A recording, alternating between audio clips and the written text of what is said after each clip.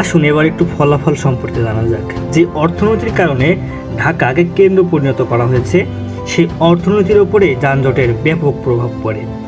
এক জরিপে বিশ্বব্যাংক দেখিয়েছে প্রতি বছর ঢাকাতে 3 থেকে 5 বিলিয়ন মার্কিন ডলার ক্ষতি হয় এই জ্যামজটের কারণে।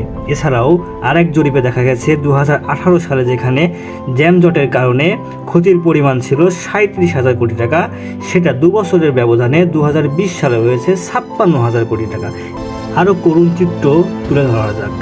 যদি এই জরিপটা আপনি দেখেন যে 2007 সালে ঢাকার যানবাহনের গতি ছিল 21 কিলোমিটার পার আওয়ার, যা বর্তমানে 4.8 কিলোমিটার পার আওয়ার। আপনি ভাবতেও পারবেন না একজন সুস্থ স্বাভাবিক মানুষ ঘন্টায় 5 কিলোমিটার পার আওয়ারে হাঁটতে পারে। তার মানে ঢাকা শহরের যানবাহনের গতি হাঁটার থেকেও স্লো।